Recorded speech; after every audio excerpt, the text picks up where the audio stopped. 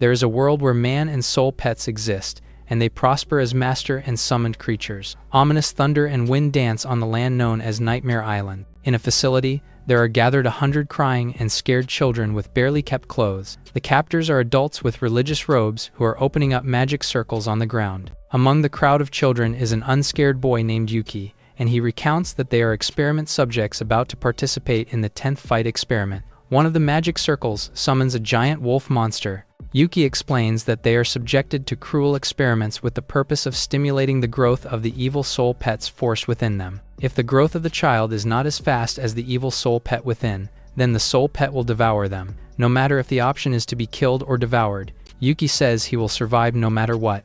The leader of the area, Deacon Karl, stands on a high platform to tell the children that today is a physical fitness test. He announces that since only 50 of them will continue training, half of them will die today. He declares that the children should enjoy the sweetness of death as if the test itself were something honorable. The wolf monster, known as the hunting wolf, charges at the children and eats the arm of one of them. It starts a panic, and many of them run away in tears. Meanwhile, Yuki is analyzing the situation as he runs and determines from the hunting wolf's appearance that it has already reached the 8th stage. He determines that they can't fight the monster directly, and they need to do their best to avoid it until only 50 children remain. The men in robes are laughing as they see the children run and die. Yuki comes across the kid Sean, who is suspiciously not running. Yuki warns him that the monster is already behind him. With a twisted smile, Sean suddenly grabs Yuki's arm as he throws him in the direction of the beast's mouth. Yuki pushes himself off from the hunting wolf's direction and manages to dodge its attack and run away from it again. He sees that he can't outrun it.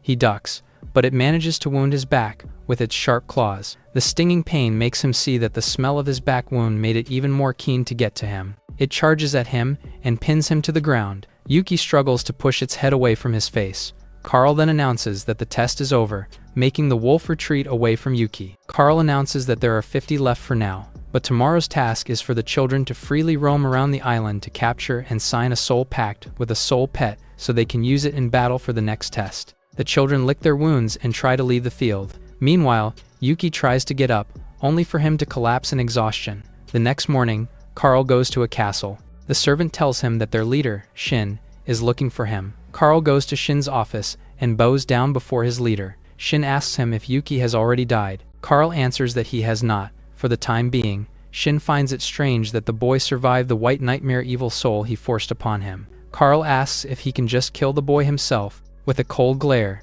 Shin orders Karl to let the boy be so that Yuki can nurture the white nightmare within him more and see how long he will last. The children discover Yuki still unconscious on the ground. With his wound, they believe he won't last much longer. Sean shows up and pours water on him, which forces Yuki to wake up. Sean taunts Yuki by saying he is fine. This grates on Yuki's teeth. Sean tells him not to look at him that way. He pushes Yuki's head to the ground as he tells him to worry about the nightmare inside him rather than resent him. The bully laughs as he predicts that Yuki will die soon from his nightmare or the hunting wolf's claws. Secretly, Yuki wants to get back at Sean. Despite his fury, Yuki gets knocked cold from being too weak. He wakes up later with bandages on his wounds in his camp house bed. His roommate, Tina, sees that he is awake. Yuki teases that he is glad to see her not dead. Tina angrily tells him that he'd better be glad she is not, since she's the only one willing to help him with his wounds. Yuki thanks her, since he feels much better now. Tina says he needs to pay her back for the help she gave him.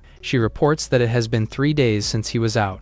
Despite not yet being fully healed, Yuki gets up to grab some clothes to be ready for the soul pet battle. Tina gladly volunteers to go with him, but Yuki rebukes her, justifying that they need to split up since they can't share a good soul pet. He also says he should not be trusted. Yuki leaves the cabin, leaving Tina angry that she was refused. Yuki walks through the forest while dodging wild beasts in the process. He plans to enter the innermost part of the island, where the strongest soul pets are. He comes across a thick field of vines. One of the vines pulls him inside. He gets cut from all the spikes while he is being pulled in. At the center of the vine field is the thorn demon, which is a vine-type soul beast. Yuki cuts the vine, grabbing onto his leg, and retreats from the thorn demon. The creature tries to whip him with its vine arm, but he dodges. Yuki is just glad the monster's attack opened up the vine field. He runs quickly, but he did not realize that he ran to the edge of the cliff. He falls and is lucky that a tree branch grabbed his shirt before he hit the ground. The branch breaks, letting him fall headfirst. Yuki senses a wild beast is near and hides behind a tree with his dagger ready for action. He is relieved to see that it is only a little red cloud fox. Yuki shoos the red cloud fox away. He complains about how the fox is not the kind of loyal pet he would go for in battle. Later, Yuki goes up a tree to view the forest. He sees a soul pet called a mandrill drinking by a lake and thinks about taming it. A kid gets near it and offers to make a pact with it, but the mandrill chases after him instead. Yuki judges the kid as an idiot for enraging the beast. Yuki makes a cage out of sticks and hangs it on a tree as a trap. He leaves a soul core fragment under it as bait, since most soul pets feed on it. He waits for half a day, but no soul pet or person comes by. A green worm drops on him, and he feeds it with bread and keeps it. Later, Yuki gets excited to see a soul pet coming. It turns out to be the red cloud fox from before, so he did not drop the cage. 2 days later, it is a blue star fox, similar in species to the last one that came to eat the bait. 4 days later, another fox is the one who takes the bait. 7 days later, a green fox comes by. Yuki is furious that nothing but foxes are coming. 10 days later, he sees again that another colored fox came. This time, he drops the cage, but the fox dodges it before it can land. Yuki is in full fury as he chases after the fox. The worm on his shoulder spits out a rope of silk that ties itself on the fox's legs, immobilizing it. Yuki praises the worm and says he is glad he kept it.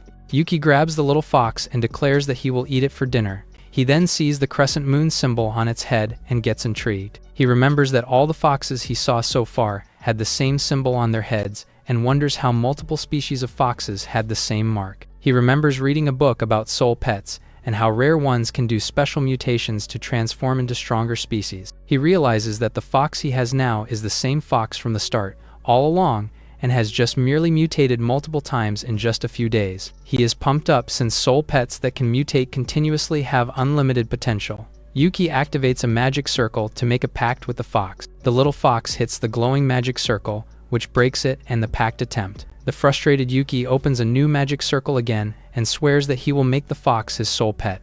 It takes him a long while until he gets completely tired from all the failed attempts. The fox's silk binds break, so Yuki chases after the tiny animal. He chases after it until late nighttime, where he is led to the thorn demon's dangerous territory again. The fox gets thrown from the thick vine fields. The thorn demon uses its long vine arms to attack both Yuki and the fox, but they quickly dodge away. The demon comes out of its territory and throws heavy rocks at them. It is about to get the fox with its vines, but Yuki sees it coming and grabs the fox before it can. However, this puts Yuki so off balance that he rolls to the cold ground. This leaves them open to being grabbed by the demon by its vines and raised off the ground. The demon shakes them violently while they are in the air. Yuki tells the fox that it is currently too weak to survive the island, and he offers it to be the strongest creature in the world if it makes a pact with him. He opens up the magic circle and asks that it accept his pact. The fox closes its calm eyes and accepts with its paw to confirm the pact. This instantly boosts the fox's new power, making it able to free itself from the vine.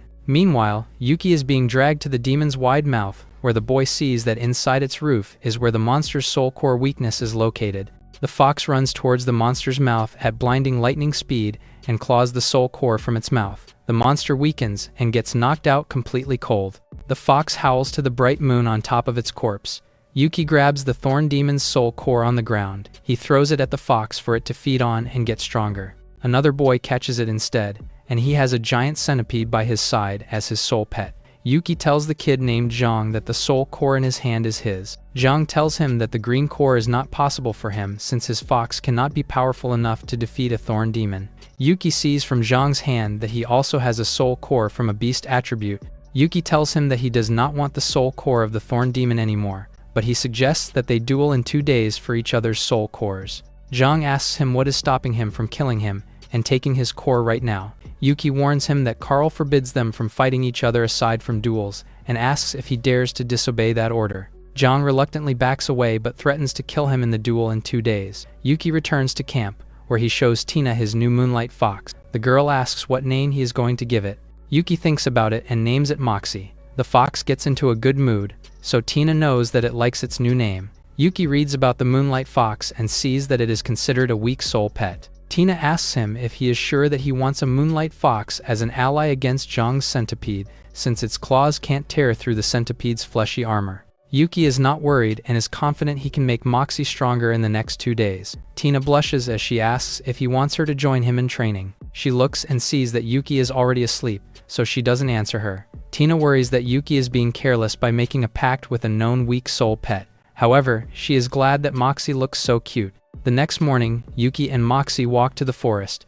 They stop at a tree, where Yuki tells Moxie to claw it to enhance its attack power. Moxie attacks it, but it only leaves surface scratch marks. The disappointed Yuki asks his pet to continue. The fox scratches it over and over, leaving only mere scratches. It stops as it gets a splinter under its paw. Yuki marks a cross on the tree with his dagger and tells Moxie to continue striking the marked spot until the tree breaks. The little fox strikes it over and over despite the fact that it gets to the point that it is hurting its limbs. By sunset, the little fox had made the top half of the tree fall. Yuki praises Moxie for its achievement. He asks the fox to go back to the soul pet space. Moxie turns to light, which enters Yuki. It is explained that a soul pet space is a space within the soul master where the pet can be stored and recover faster. Yuki wonders if he can find good herbs in the mountain. Later, he returns to his camp house, where he grinds the herbs he found. He tells Tina that the bondage wounds on his wrists came from the injury while collecting the herbs. He explains that the dark blue herb is used as a miracle healing remedy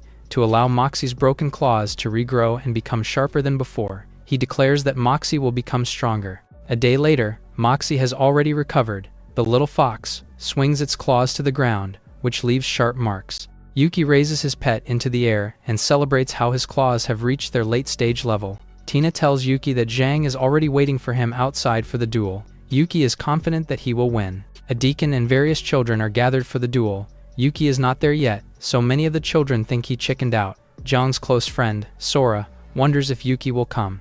Zhang assures him that he will win if the kid comes. Yuki arrives with Tina. Tina reports to Yuki that Zhang's friend, Sora, has a high-ranked scaled snake, a soul pet. The deacon announces that the duel is about to begin. Both fighters face each other. Both summon their individual pets from their soul planes. The centipede swings its tail, but Moxie dodges it.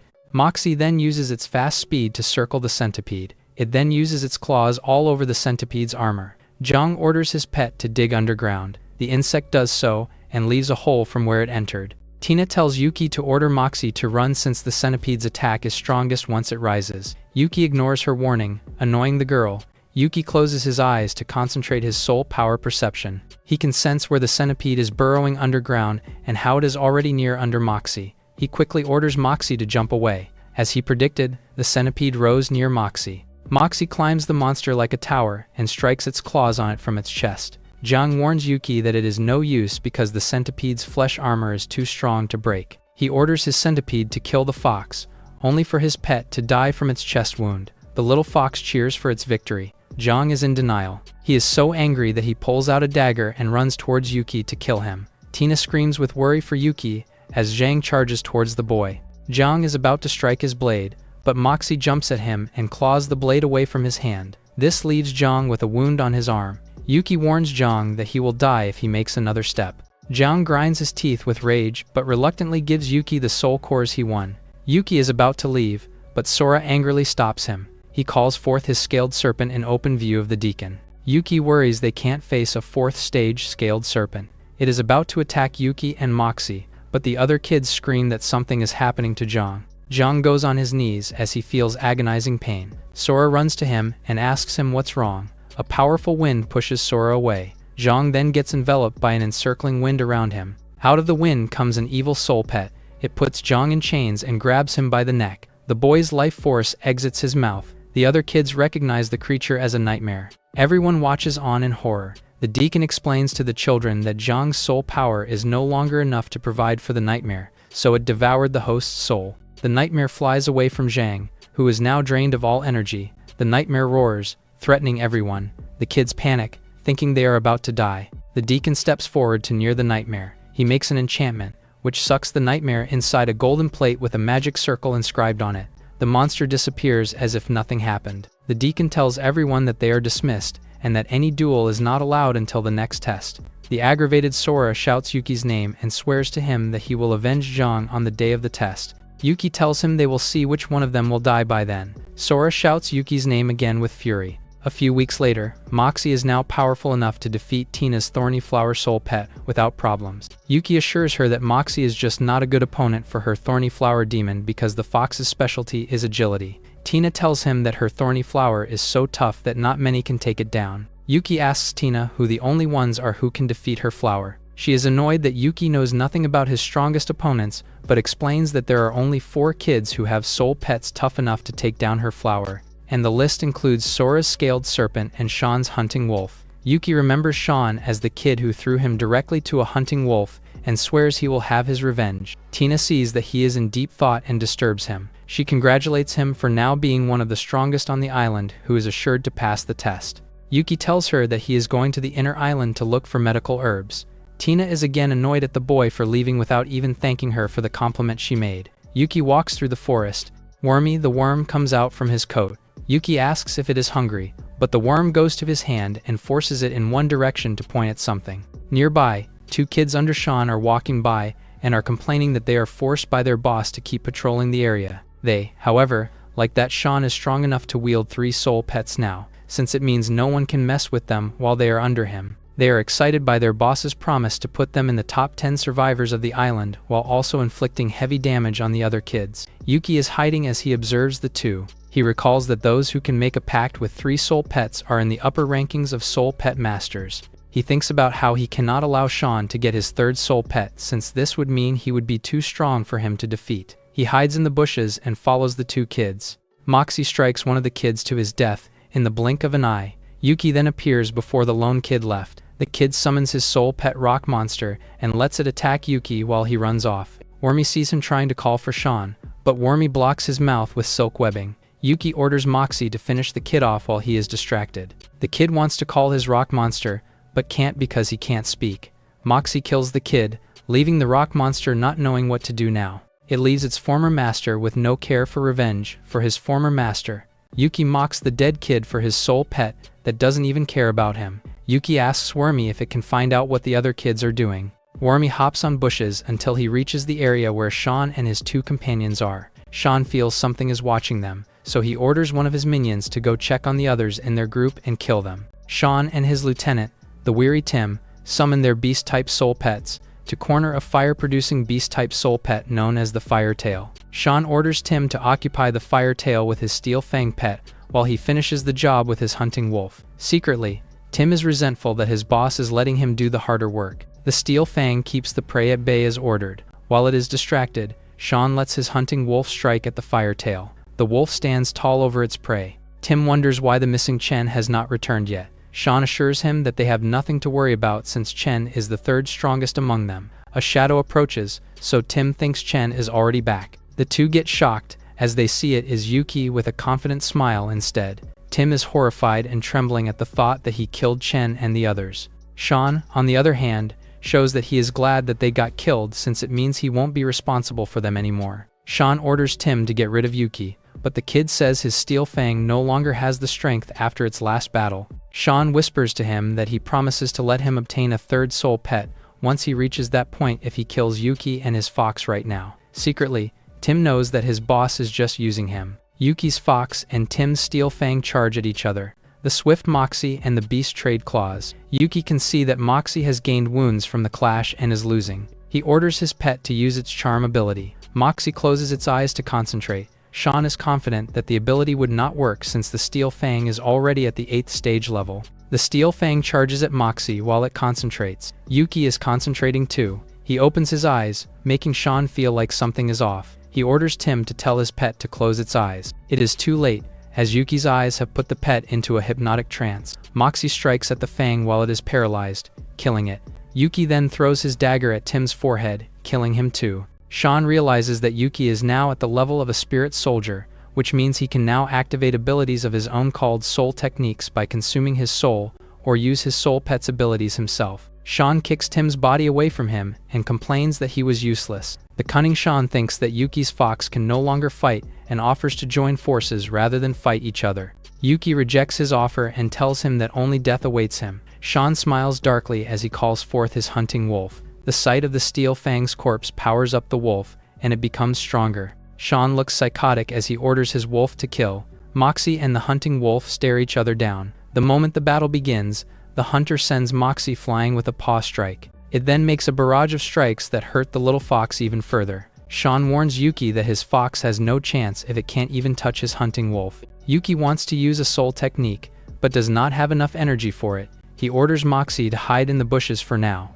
Sean laughs at how useless the fox is. He is then surprised by Moxie coming out from above the tree to attack him directly. The hunting wolf strikes at Moxie before it can reach its master. However, Moxie manages to wound the wolf in the process. Sean is surprised that the fox managed to wound his wolf. He, however, smiles as he knows this will only make the beast fiercer. The angry hunting wolf rushes at Moxie. To Sean's surprise, it is Moxie that manages to hit the wolf. He beats himself up for not remembering that the fox has the ability to hide its true form and power. Yuki tells Moxie to get rid of its pitiful appearance and show them its true form. Moxie's form turns into a more adult version of a wolf. Sean is shocked that Yuki managed to train the creature into its 9th stage in a short time. Still, the confident boy thinks the fox is no match for his wolf. He orders his soul pet to go into its berserk mode. The hunting wolf's red aura strengthens it even more. It strikes at Moxie, but the fox barely manages to evade. The hunting wolf then sets its sights on Yuki,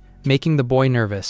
It lunges at the boy, pinning him to the ground. Yuki looks at the crescent moon above and orders Moxie to use the moonlight essence. Moxie strikes at the wolf, beheading it in an instant. Sean is shocked that Moxie can already power up all its stats under the moon. He retreats in fear. Yuki smiles as he orders Moxie to kill Sean. After the deed, Moxie licks its master like a happy dog. Yuki returns the fox to the soul plane to rest. Suddenly, Yuki feels agonizing pain. The pain only rises as his evil soul pet, White Nightmare, comes out of him. The White Nightmare puts its hands around Yuki's neck. Yuki meditates to calm himself down, yet still, the terrifying nightmare's grip grows tighter as it howls louder. Yuki tells it off to shut up so that he can concentrate enough to give it more soul energy. This angers the nightmare that strengthens Yuki's suffering. The boy tells himself over and over that he can't die. The kid wakes up the next morning, surprised to be alive. He returns to the camp, glad that he has collected the Firetail's soul crystal. He is excited for Moxie to absorb it and become stronger.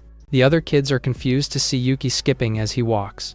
Meanwhile, at the castle, a deacon reports to the shocked Karl that Sean and his companions have been found dead. Karl stands up from his table in shock. He is frustrated and does not know how to report this to their lord, Shin. Karl asks if there are any clues or evidence gathered. The servants report that Yuki did not return last night either. With the boy's weak soul pet, the servant theorizes that it must have been killed by outsiders who entered the island. Karl tells him to assemble the children. The children gather at the meeting hall. Karl tells the kids that their exam will be pushed to tomorrow because outsiders have intercepted the island. Yuki hates the news, since a day does not give Moxie time to recover. Karl tells them to get back to their rooms with a smile. Suddenly, Yuki gets shoved and falls to the floor. He looks and sees that it was Sora who did it. Sora threatens to kill Yuki tomorrow if they ever get matched up. The next day, the exam begins, and Karl tells the children that they will fight one-on-one duels until only 10 remain. Karl draws a name from the box and announces that Sora will fight first.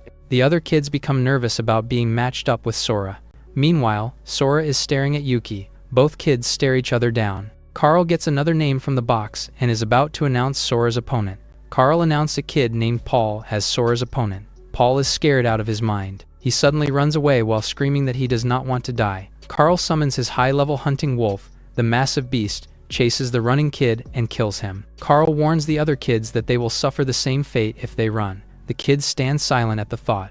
Karl announces Sora to be the victor by default. Sora shoves Yuki while he walks and tells him that he's lucky he was not his opponent. The kids fight in their duels. Those who survive the duels but lose are sentenced to death by wolves. Karl announces that Yuki and Hong will fight next. Hong apologizes to Tina because she is about to kill her roommate. Tina worries that Hong is the one who will die. Hong enters the dueling area and tells Yuki that he is lucky his weak Moonlight Fox survived so long. Yuki cringes at her comment. Hong tells Yuki not to blame her for what she is about to do to survive. Just as Hong is about to summon her soul pet, Yuki throws a dagger at her neck. She goes down so abruptly that the other kids get shocked and scared. The deacons ask Karl what they should do now. Karl claps his hands to praise Yuki for striking without hesitation while his opponent is open. He warns Yuki that his little trick won't work again. Yuki's cold act intimidates the kids, yet secretly, Yuki is just glad he bought Moxie time to recover. Even Tina thinks her roommate is the scariest among them. The next day, the duels continue, and everyone is anticipating who will fight next. Yuki is worried that Moxie has only recovered half of its usual strength since yesterday. Karl declares that today, They will reveal who will be in the top 10 to leave the island. Yuki and Jason are called to duel. Tina thinks Jason will lose. She has so much faith in Yuki that her friend Suzu thinks she has a crush on the boy. Jason summons his Mandy as his soul pet, while Yuki summons Moxie. Tina sees that Moxie is still weakened. Still, she tells Suzu that Yuki will still win. Mandy strikes, but Moxie dodges it. With graceful speed, every strike the Mandy makes, Moxie evades. The watching crowd is impressed that the Moonlight Moxie is so agile. Mandy is getting confused, just trying to follow the fox. Jason is getting frustrated that his pet is just standing. Moxie uses its charm ability and stares at the Mandy. The Mandy gets put into a hypnotic trance. Jason tells his pet to wake up.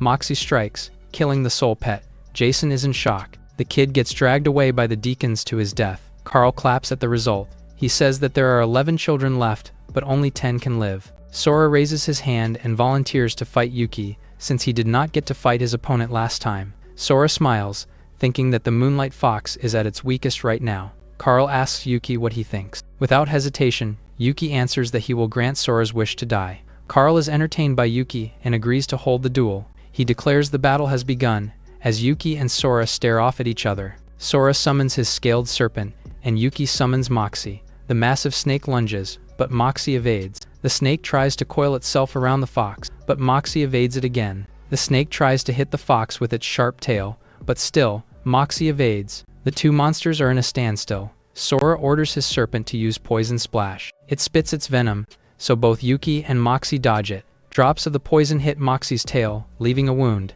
The snake strikes as the fox is in pain. Still, the fox avoids the snake again. Moxie slashes at its belly, and then returns to Yuki's arms in pain. The little fox's claws are chipped and damaged. From scratching the snake, Sora brags about how tough his soul pet's skin is. He orders his snake to hurry up and finish the duel. The scaled serpent uses its vicious devourer ability to cover itself in venom. The watching crowd is horrified at the implication that the snake's opponents can die just by touching it. Tina screams at Yuki to run, but Yuki stays calm and tells Moxie that it's time to use its new skills. Moxie gets back on the ground and smiles at its master. The little fox runs towards its opponent while using its new moon shadow technique to make a double of itself. Sora thinks it's pointless to use the technique to dodge his scaled serpent's attacks. The fox runs towards the big snake without fear. Tina and the other kids are terrified. Yuki says he does not need to dodge anything. Moxie makes its shadow double disappear and charges directly at the snake, which eats the little fox. Sora orders the scaled serpent to eat Yuki next. In a flash, Moxie slices the snake's back open to escape. The little fox howls at it as it stands on the corpse of the giant snake. All the deacons and kids are shocked at the upset. Yuki smiles as he orders Moxie to kill Sora. Moxie gets to Sora before he can even talk and slashes his chest to his death. Karl congratulates Yuki as he realizes that the kid has been hiding the Moonlight Fox's real form all along. Karl determines how strong the fox is, so it must be at its 9th stage by now. He asks Yuki threateningly if he was the one who killed Sean and the others. The deacon puts mental restraints on the boy, causing Yuki to feel tremendous agony. Karl demands that he admit it, but the boy says it was not him. Still, he insists he tells the truth. The boy cries as he denies it.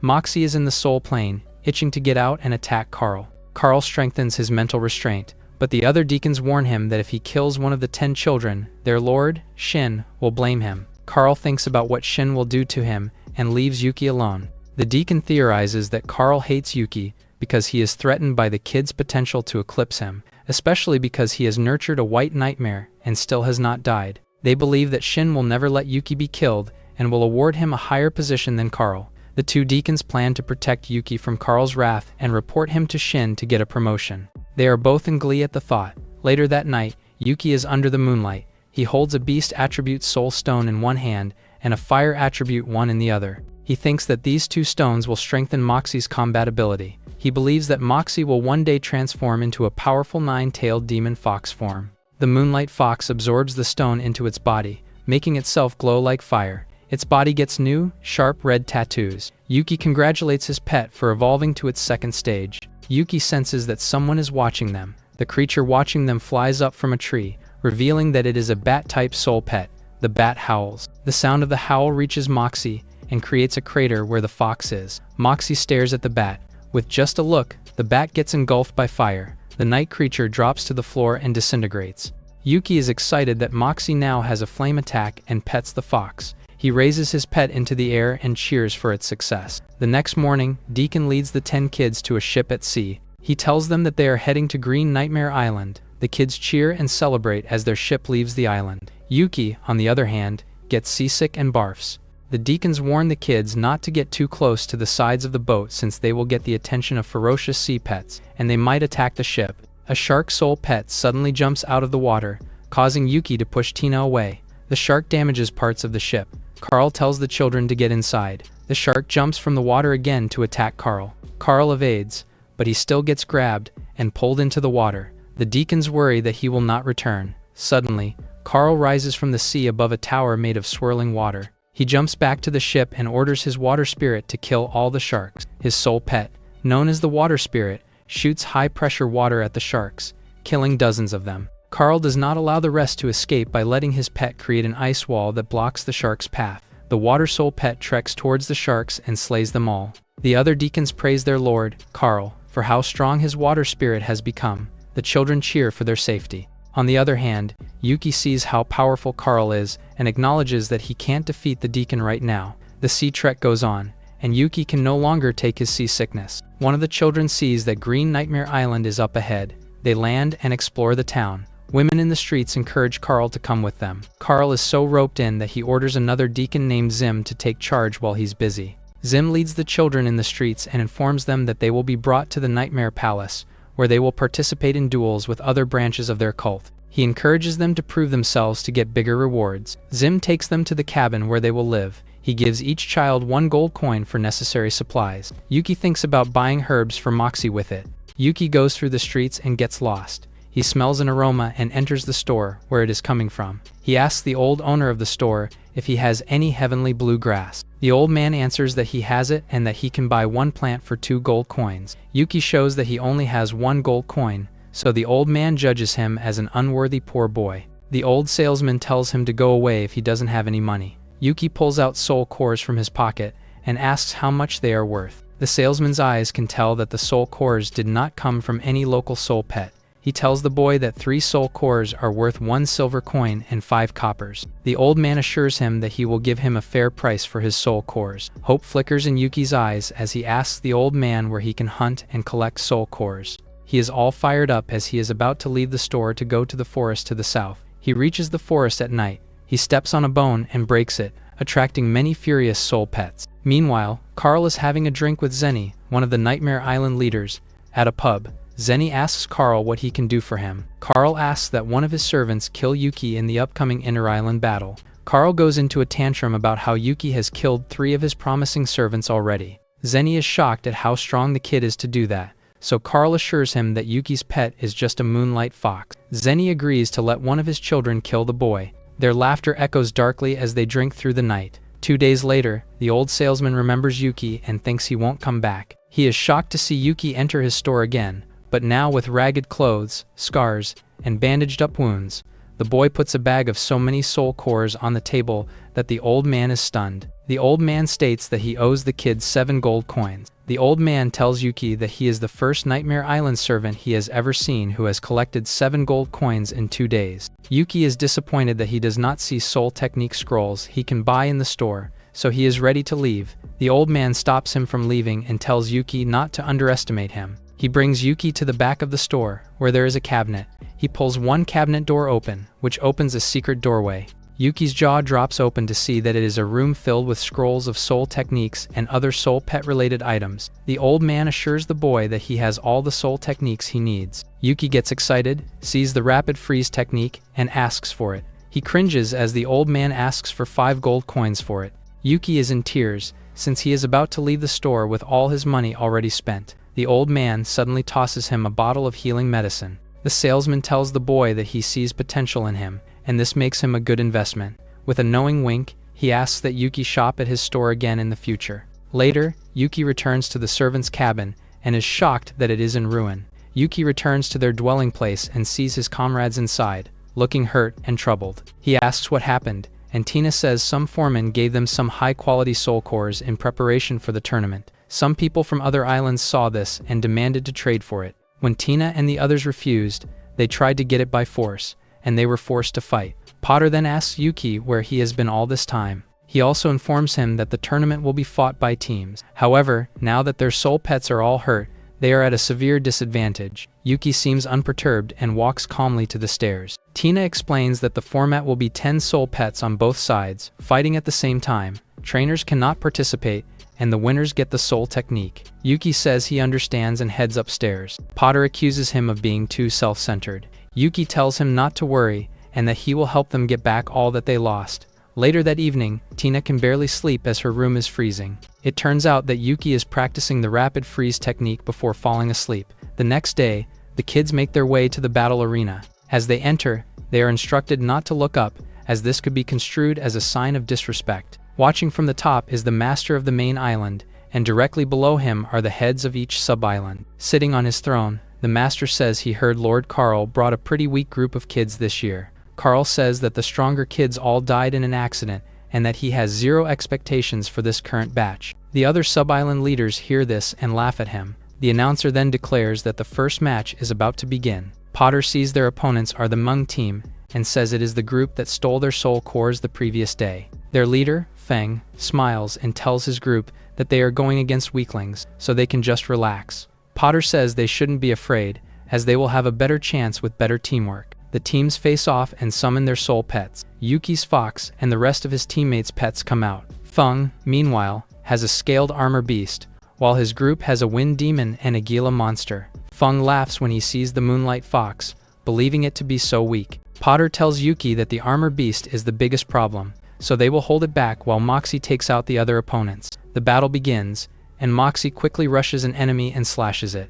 This forces its master to quickly recall it for fear it might get killed by another strike. His teammate calls him a coward, but Feng tells them not to get distracted. The scaled beast, meanwhile, is proving unstoppable. Yuki tells his team not to panic, and to keep doing their best to stall it. Moxie, meanwhile, leaps up and beheads the Gila monster, to the shock of everyone who is watching. Feng orders his team to target the fox first. The scaled beast starts rolling up towards Moxie, who sprints away. Potter says they will help. The demon flower fires some projectiles at the beast, while the rock pet stands in its path and then blocks its forward movement. The demon flower throws some vines around the scaled beast, and together, the two pets try to keep it from moving. This leaves it open to an attack, but Feng is not worried, as its scales are strong. Moxie jumps and slashes the beast, creating a crack in its armor, which soon breaks off, revealing a bit of its flesh. Feng is completely flabbergasted. Yuki tells his teammates that there is now an opening. Their pets take advantage right away, striking the newly opened weak point. The scaled armored beast is defeated as Feng seethes with anger. He tells his teammate that it is up to his wind demon. He activates an ability, and the wind demon starts sucking in air. Soon, it creates a powerful whirlwind that sucks in all of the other soul pets in the arena. The whirlwind is now nearly bigger than the arena. The kids cover their faces as Yuki realizes it has not even reached its final stage yet. He tells Moxie to go straight through it. The fox hears the command and then focuses for a moment. He then uses Shadow Assault mode to break through. Tina is so happy to see how quickly Moxie is getting stronger. Moxie lands in front of the wind demon and chases after it. The trainer says that these types of demons don't have any close combat abilities and begs for help. None are arriving, though, as Moxie's teammates take care of the other opponents. Yuki gives the command, and Moxie delivers the finishing blow, killing the wind demon. The crowd is stunned. Zenny tells Karl that Yuki has some strength. He figures the fox must have reached the second phase, and that the kid has gotten stronger again. Zenny smiles and says not to worry, as his servants are better than the Meng team, who just lost. They both smile as the announcer declares Karl's team the winner.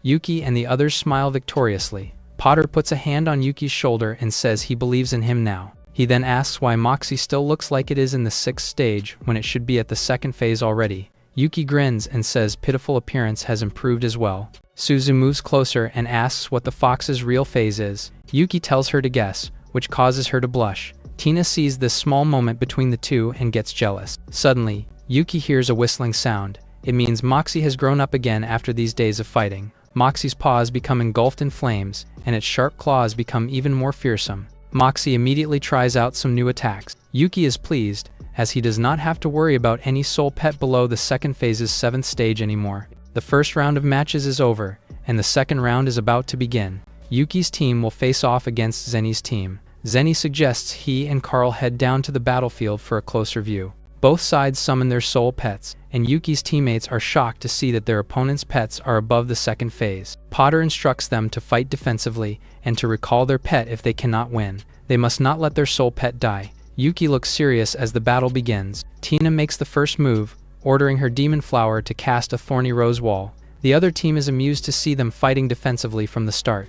One of them uses her thorny demon to slash the vines. The wall is instantly obliterated. The thorns continue on to the flower demon, but the rock pet catches them. This gives Tina a chance to attack. The wind fairy, though, casts whirlwind attack, which catches the flower demon and rock monster in a tornado. One of Yuki's team members sees that they are probably going to lose. However, he is still upbeat since the longer his eagle can hold out, the higher he will rank individually. That hope is quickly dashed when a hunting wolf leaps into the air and bites the eagle by the neck. Moxie, though, counters by beheading the wolf when it lands. Team Zenny is surprised, then one of them says she will handle the fox. The Umbra monster places its hands on the ground. Yuki looks worried. Blue flames suddenly appear beside Moxie. He tries to jump away, but then sees that the flames actually targeted his shadow. He finds that he now can't move while trapped by the shadow-seizing soul fixation skill. In addition, he is unable to use any mental techniques. Tina tells Yuki that they should admit defeat and he should save Moxie's life.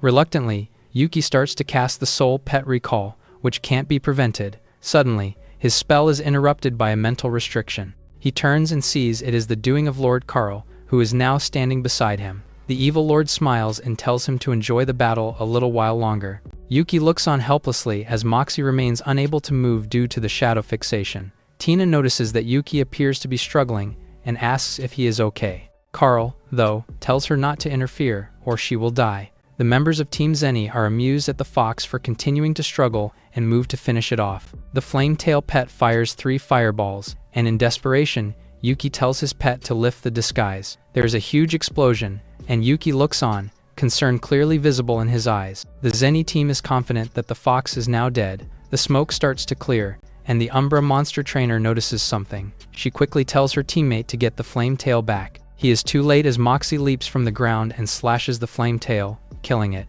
The Zenny team can't believe how it could still be alive. Karl, meanwhile, is furious as he realizes Yuki had been lying to him. The spectators all see that the fox is already at the 4th stage of the 2nd phase. In addition, it has probably already gone through fire attribute soul crystal training, as it was able to withstand the fireball attack. Waylon realizes they might lose, and tells everyone to call all their pets to work together. The Thorn Demon Grass, Nido Monster, and Red Scorpion all charge at Moxie. Tina and Potter look on. Yuki tells his pet that it is kill or be killed. Moxie rushes forward, prompting the Thorn Demon and Wind Fairy to attack. Moxie moves to the side, avoiding the thorny whirlwind. A Team Zenny member notes that it is too cunning, while another orders the Thorn Demon to attack. The demon starts spinning its thorns like a propeller and rushes at the fox. Yuki tells it to use shadow, then winces in pain at the strain as Karl asks how long his soul power will last. Moxie senses something is wrong with his master and is momentarily distracted.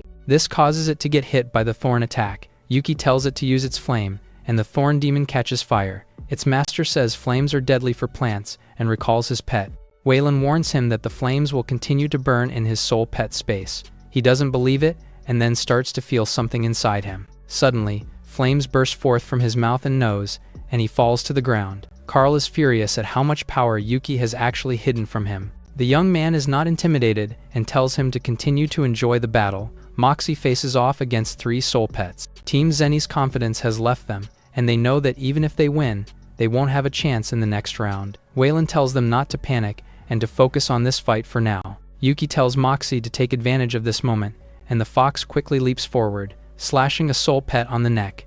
A wolf is able to bite Moxie on the leg, but Moxie kicks it with his other leg and is soon free. He rushes at the Wind Fairy. The Gila monster appears between them, places his hand on the ground, and casts Dark Shadow Shield, creating a large barrier for protection. Moxie looks at it for a moment, then casts Blood-Rending Claw. The attack slashes right through the shield and slices the Wind Fairy in 2. Everybody who is watching is stunned at this display of power, while Lord Karl continues to fume. Team Zenny sees that they have no chance and decides to surrender. Zenny himself then appears behind them and calls them a bunch of losers. He sees no more point in letting them live and summons his ferocious soul pet.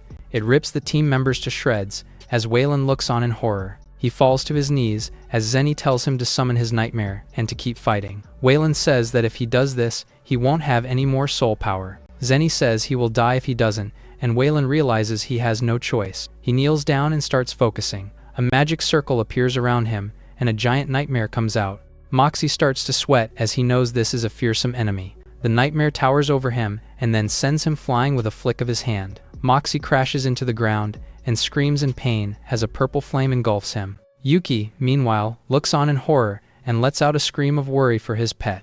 Moxie continues to writhe in pain on the arena floor. Karl looks pleased and mocks Yuki, telling him to just give up. The young boy falls on his knees, still struggling valiantly against Karl's mental attack. He summons every ounce of his energy. Suddenly, he is able to unleash the white nightmare. He is able to break free from Karl, who can't believe it. The spectators realize that he had actually been feeding the white nightmare all this time. The island master also finds it interesting how the negative emotions have attracted the white nightmare. Yuki runs to Moxie and casts Rapid Freeze, trapping the dark nightmare. He hugs his soul pet and starts to absorb the purple flames. He yelps out in pain, but doesn't stop. Soon, they are both engulfed in white flames with the white nightmare behind them. The flames are so big that they cover the entire arena floor. The white nightmare towers over the other one. Waylon sees it and goes pale with fear. Yuki then uses the soul technique, Flame On. White flames cover the dark nightmare. Waylon also feels the effects and spits out blood. He falls to the ground while his nightmare dissipates. Yuki continues to hold Moxie in his arms and tells his pet that he can rest now. He then notices Karl standing behind him. Karl's right arm is burning, so he can't use it. He instead grabs a knife with his left hand. Yuki says he is going to die and starts to cast the flame spell. However, nothing happens as he has run out of energy. Karl smiles and can now use his power. He summons his soul pet and has it attack the defenseless boy. Yuki rolls away from an attack by the soul pet. Karl mercilessly orders his pet to kill the boy. Yuki is about to be devoured when something grabs the soul pet's tail. It is a white nightmare that Yuki immediately recognizes. This was the one that appeared when he was a little boy. It effortlessly lifts the soul pet by the tail and then squeezes it like a piece of laundry. Yuki sees that it belongs to Lord Shin, who he is now certain is the one who kidnapped him and brought him to the island. Karl falls on his knees and says that he was merely trying to help him by killing the boy. He lies that Yuki's energy isn't enough to supply the white nightmare anymore. Shin isn't fooled and has, in fact, seen everything that transpired, including Karl using his mental spirit seal to prevent Yuki from withdrawing his soul pet.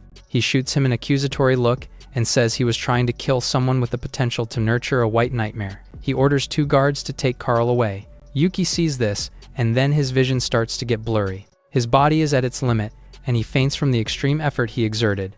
In the stands, a beautiful young lady in fancy clothes is watching. Sometime later, Yuki wakes up and finds himself on a ship at sea. Shin is standing beside him. He gets up and immediately starts asking why Lord Shin brought him to the island. He replies that the boy's family has already been removed from the list of the top 4 families. Yuki should thus know what losing power and authority entails. The young boy thinks for a while and then asks if someone from the Yang family hired Shin to kill him. He replies that he is not certain which member it is. However, the Yang family failed to hold up their end of the bargain. He adds that he is sharing all of this information because Yuki has the potential to become a very strong tamer. In addition, the princess asked him to let Yuki live. The young boy has no idea about this princess. He thinks back and remembers the young lady at the arena. He wonders why she would help him. Shin replies that maybe she pities him. She is also nurturing a white nightmare demon that has now reached the 4th stage. Shin then says he has 2 choices. 1.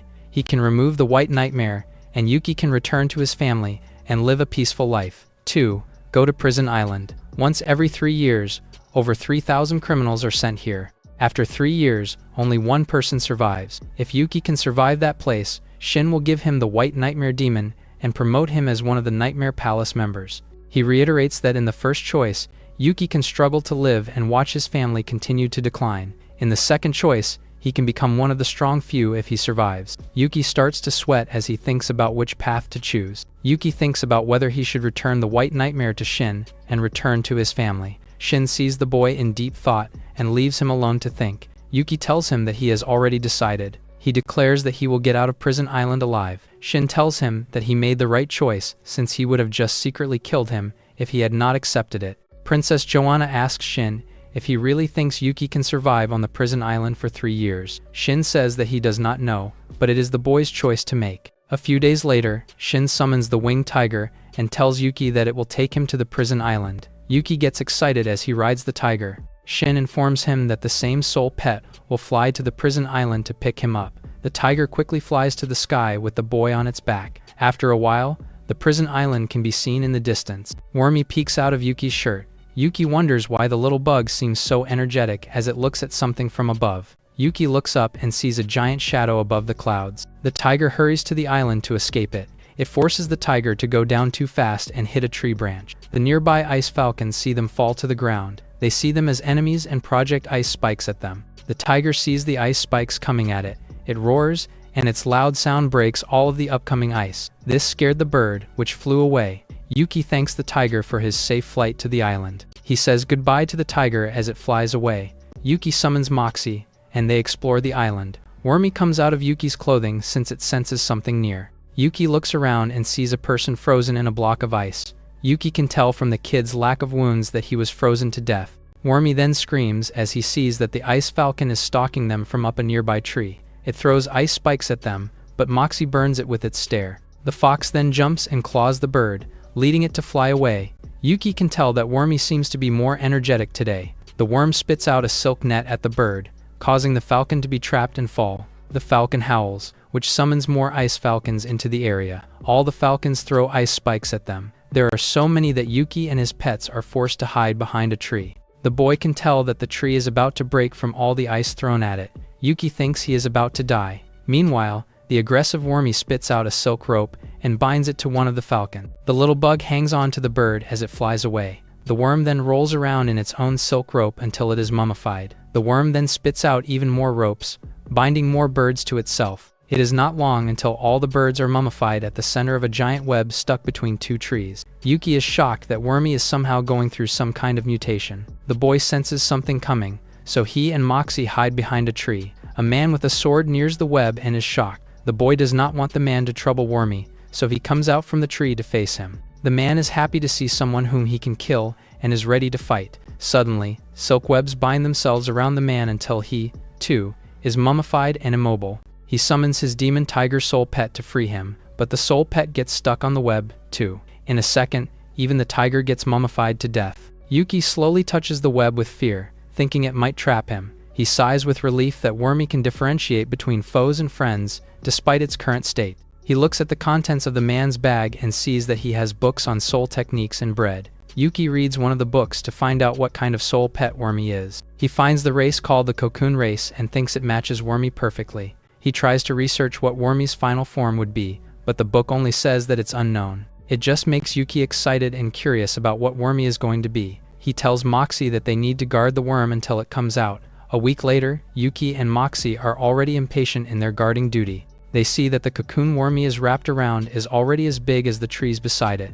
Yuki decides they can't stay and guard, as they need to get stronger. Moxie wants to stay on guard, but Yuki tells the little fox that Wormy's cocoon is so tough that nothing can hurt it. They trek the island until they reach a dead-end cliff. Yuki sees Moxie looking down. Taking a cautious step forward, he takes a peek down and sees a cave surrounded by ice rocks and thinks they can find ice attribute treasure there. Yuki climbs down from the steep edge of the cliff until he and Moxie reach the dark cave. The boy finds the fierce wind inside the cave to be strong and bitterly cold. Moxie leads the way with its new soul technique of setting itself on fire. They see something trapped in a thick block of ice.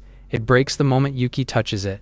What breaks out is an ice fairy soul pet, which is like a genie or a ghost in its gaseous form. Yuki warns Moxie to stay alert since he can tell from all the ice that it's strong. Moxie lunges at the ice fairy while the fox's fire armor ability is activated. It scratches the fairy's chest, but the wound it left disappeared in a second. The fox's attack angers the fairy, so it summons its floating ice sword and sends it flying at its enemy. Moxie evades every sword, so the fairy throws more at the fox. Yuki orders Moxie to run around in circles. The fox runs around the fairy while its ice swords continue to follow it. The fire Moxie is making as it circles melts the swords and confuses the fairy. Yuki finds the fairy silly and cute and wants to make it his soul pet. He summons a magic circle to start the pact with the fairy. The boy then sees that the ice around the walls is getting bigger. A flock of ice falcons enters the cave. With the incoming ice falcons, Yuki wants to tame the ice fairy quickly. He points his magic circle at the fairy, and the fairy looks at him with curious eyes. The fierce falcons are coming, and Yuki and Moxie run before the pact is finished. The ice fairy follows them, and Yuki realizes that it has already accepted the pact. Yuki looks behind and panics that the ice falcons are closer than ever. They throw sharp ice spikes at them, so they continue to run through the narrow cave. Later, once all the falcons are gone, Yuki reads about the fairy in the old book and sees that it is a high-ranking soul pet. Yuki walks through the dark cave and thinks it would be a good hideout. The cave entrance is entered by two nervous men who see Yuki. They call forth their soul pets, which are two ice falcons. Yuki is getting sick and tired of facing ice falcons, so he throws a loud tantrum. Before he can order anything, the ice fairy stabs the birds with her ice swords. With their soul pets defeated, the two men panicked and ran away. Yuki does not want them to escape and orders the ice fairy to put an ice wall before the exit. The fairy summons an ice wall in front of Yuki instead, which leads to the men getting away. The fairy cries as she knows she messed up. Yuki assures his new pet that it's fine and that she will be better at understanding his orders next time. Yuki looks around and sees that the men drop something on the floor. He sees that it is a scroll sealed by the mark of the Nightmare Palace. He unrolls it and gets shocked. He sees that Deacon is mentioned on the paper, as well as a list of 3,000 prisoners on the prison island. The ice fairy notices something behind the mysterious scroll. Yuki turns the scroll around and sees that it is a detailed map of the prison island. He thinks about catching up to the two men who got away to ask them for more valuable information. The ice fairy suddenly takes the paper away from Yuki and dances around in the air with it. Yuki realizes that he has not given her a proper name yet and gives her the name of Nina. The ice fairy loves it, making the boy proud of himself. Yuki tracks the men who escaped. He hears someone screaming for help. Yuki looks and sees that one of the men is being bullied by someone to hand over his map. The crying, scared man makes an excuse that Deacon gave the map to another prisoner, and he offers to help the bully find it. It confirms to Yuki that the map has been given by the Deacon. The bullying man calls his bull soul pet, and it slays the man. Yuki recognizes the bull as the Yang family's soul pet, and wonders if the Yang family is on the island. The boy recognizes the red-headed bully as Dean from the Yang family, and it irks him to see him. Yuki remembers how, when they were still little boys, Dean used to beat him up for being among the Chu family. Yuki's big brother came to his rescue and summoned a hunting wolf. Dean was not worried. It only led to the wolf being slain. The angry Yuki summons Moxie. The fox ambushes Dean from behind. The bull senses the fox coming, so the two evade it. Yuki comes out of the tree. Dean is surprised to see him. Dean asks Yuki why he is here. The boy answers that it is all thanks to his Yang family. Arrogant Dean sees that all Yuki has is a weak Moonlight Fox, so he is confident he can beat him. He orders his fierce bull to attack. Moxie uses its shadow ability to create lifelike holograms of itself while it charges. The massive bull swats the holograms away, but Moxie is able to slash its eye while it does. The bull howls in furious anger. Dean warns his opponent that his bull gets stronger every time it gets wounded. The bull rams Moxie, which makes the small fox get pushed back to the dense bushes. The bull swats away the bushes, but Moxie is not there. Moxie comes out from the top of the tree instead and kills the bull with a swift slice. Yuki now orders Moxie to kill Dean, so Dean runs. Dean summons a tornado, which blocks Moxie away from him. Just as he thought he would get away, he tripped on a loose rock and fell to the floor. Dean summons a large winged beast soul pet. Its deafening loud howl pushes Moxie and Yuki away. Yuki realizes that the beast is not a good pairing for Moxie, so he tells the fox to come back to the soul plane. Moxie still wants to fight, so Yuki allows it to continue. Dean summons vines from the ground to grab Yuki and Moxie. Yuki uses rapid freezing to stop the vines. Moxie lunges at the winged beast and uses charm on it. It does not work, and the beast hits Moxie with its heavy palm instead. Yuki worries about his pet's well-being. Yuki worries as he sees that Moxie is down. Dean orders his ferocious beast to kill the little fox. Yuki quickly gets in the beast's way and summons Nina the ice fairy. The fairy summons a thick ice wall to block the beast's path. The mighty beast breaks through the ice wall and pushes Yuki away. Moxie wakes up and sees Yuki knocked out cold. The determined fox faces its enemies and changes to its mature-looking true form. The beast lunges at the fox, but Yuki summons a powerful barrier of wind that pushes the monster away from Yuki. Another tail appears beside the fox's original tail. Yuki wakes up and sees that Moxie is still making his tornado increasingly stronger. Dean orders his beast to stop Moxie. The beast is so terrified that it stands paralyzed. Inside the furious wind is Moxie's new intimidating multi-tailed form. The fox makes multiple rapid slashes in a second that break the beast into pieces. The terrified Dean runs from the tornado. Moxie lunges at him and sets his arm on fire. Dean asks for mercy in exchange for information. Yuki leaves Dean's lifeless corpse in the cold rain. Yuki returns to the safety of the cave and sits by the warm fire. He reads up on how Moxie has now mutated to the flaming six-tailed demon fox. He is confident now that they can survive on Prison Island and get its hidden riches. He recalls how Dean told him that prisoners are encouraged to fight, and that Nightmare Palace has hidden a valuable treasure on the island. Dean also reported that the map's back records all the prisoners' names, and that he needs to kill all the prisoners to get to the treasure. Dean also told him about how the Yang family tried to hire Shin to help them kill all the prisoners, but they did not have enough money to pay him. Shin robbed them of all their precious family heirlooms instead. The furious Yang family sent a group to the island to get all of them back. The news makes Yuki determined to slay all of the Yang family. 1 month later, Yuki finds that Nina has gotten much stronger. Nina senses something unusual and leads Yuki on the narrow path between canyons. Nina points and tells Yuki that there is high-ranking medicine at the end of the path. They head deeper into the path, and they find a high-ranking ice attribute herb that can help Nina grow. Yuki senses something extremely dangerous and orders Nina to give him an armor of ice. A fierce soul pet lunges at them, so Nina creates a thick ice wall to separate them from it. The powerful monster breaks through. It slashes Nina and breaks her into pieces while also pushing Yuki away. Yuki is utterly shocked to see that the soul pet is the high-ranking demon tiger. Yuki puts Nina back in the soul plane. The boy feels lucky that an ice fairy is an elemental type that can't be killed with just claws. The angry tiger charges at Yuki, so the boy goes back to the narrow path where the tiger can't reach. He realizes that the demon tiger is completely trapped. He wonders if he should give up on the herbs, since they're in the tiger's dangerous territory. He realizes that he can use his space ring to communicate with the demon tiger and wears it. Yuki asks the tiger to enter his space ring so he can help it escape from the isolated area. The tiger simply roars loudly at him. Yuki warns the tiger that there are other people on the island who are a serious danger to it. The tiger ignores him, so the disappointed boy leaves. The tiger readies to sleep. It opens its eyes as it hears something. It turns out, Yuki has brought it the fresh boar Nina killed before. The kind boy tells him that it's for him, and that he hopes the tiger can get out soon. Later, Yuki sees that his map is glowing brightly. He wonders if it means that a prisoner is nearby. He unrolls the map, and it glows again once he moves it in a certain direction. He realizes that it is showing him the correct way to go. He buries the map so no one with another map can tell he is coming. He then runs in the direction that the map was leading him. He finds 2 men who carry a copy of the map. These men are talking about how they should capture the demon tiger.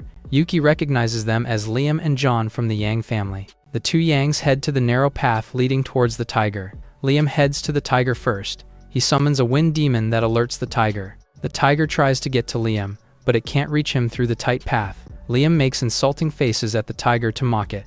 Yuki has secretly followed Liam on the path. He makes a thick ice wall behind Liam without him knowing. Liam wonders why it suddenly feels bitterly cold. Sharp ice swords get thrown at him just as he looks behind. Liam steps back so the swords only hit the hard ground. Yuki is up the high wall, and he tells Liam that the demon tiger can now reach him. Liam looks behind. The massive shadow of the tiger's huge paw gets closer. His terrified scream is so loud that John hears it from the other side. John quickly ran inside the narrow path. Meanwhile, Yuki is trying to reason with the tiger to accept his help. Still, the proud tiger rejects his offer again. John arrives and cries over the lifeless corpse of his brother. He then sees a path of ice swords and follows it. At the end of the path, he finds Yuki with Nina. John summons a magic circle, so Nina throws ice swords at him. John blocks it with his summoned rock armor skin. Yuki orders Nina to continue pummeling him with swords so the opponent won't have a chance to summon his soul pet. Suddenly, a burly man comes out of the narrow path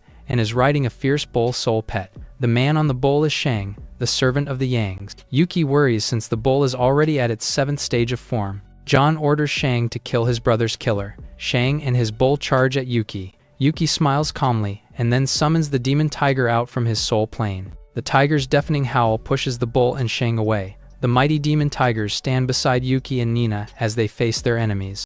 When Yuki was much younger, a trusted soul pet of his betrayed him and left suddenly. Since the runaway soul pet still counted as a summoned pet, Yuki could only summon 1 soul pet at a time despite being at the rank of a soul warrior. Yuki became a sad joke in the city because of this, and was cruelly bullied by the Yangs for it. In the present, however, the demon tigers stand with Yuki and Nina to face a common enemy. John is utterly shocked that the demon tiger is willing to make a pact with Yuki. Shang corrects him by saying that the tiger is just helping the boy. The Yang servant summons a hunting wolf and a fearsome winged beast To help them in their fight, Yuki asks the demon tiger to face the newer soul pets. He then commands Nina to create a thick ice wall. A solid ice wall appears between Shang and John, separating them. It leaves the wolf and the beast to face off with the tiger, while Nina faces off with the bull. The angry bull charges at Nina. It wounds its arm, but Nina heals in the blink of an eye. John counts on Yuki's inability to summon more soul pets and summons a blade wing, which is a terrifying creature with combined scorpion and bird features. Both the bull and the blade wing rush at Nina. Both pets throw their projectile attacks, but Nina blocks them with an ice wall. Nina freezes the bull's feet and then throws its ice swords at the two pets, both of which are hurt by them. It forces John to summon another soul pet called the Star Wolf. The swift Star Wolf dashes at Nina and bites off her arm before the ice fairy realized what happened. It then ate the ice-made arm and chews on it. Nina is reeling in the sharp pain of her missing arm as she lies on the floor. To John, the sight of Yuki's soul pet struggling is deeply funny. Yuki puts Nina back in the safe soul plane. John wants to see what other soul pet Yuki has. Yuki summons Moxie. It makes John laugh even harder as he sees that all he has is a simple Moonlight Fox. He orders his Star Wolf to devour it quickly. The Star Wolf rushes at Moxie. Suddenly, Moxie transforms into its true flaming six-tailed demon fox form and bites the wolf on the nape. The fox's entire body agonizes in flame as a result. John is completely shocked to see the Star Wolf being killed so easily. He orders his blade wing to ignore the fox and kill Yuki instead. Yuki summons an ice warrior as the blade wing approaches. John challenges Yuki to see if his armor will outlast the fearsome blade wing. Moxie uses its evil glaze on the blade wing, destroying its will to fight in the process. Moxie lunges at John, so the man summons a soul pet desperately. Moxie destroys the soul pet the moment it gets summoned, leaving John cornered between the fox and the ice wall. John orders Shang to destroy the ice wall already. The demon tiger destroys it from the other side. John screams and cries as he sees that he is now completely alone. Yuki tells him that he will not escape. The tiger goes to Yuki and gets close to his face. The boy gets extremely nervous, as he might be thinking of eating him. It spits out Shang's mangled remains. Yuki sees that the tiger is so incredibly strong. He dreams about making it his soul pet and riding it. The jealous Moxie bites him on the head. Yuki pats the little fox on the head and tells it he is sure it will become stronger than the tiger someday. Yuki sees that Shang is wearing a space ring of his own.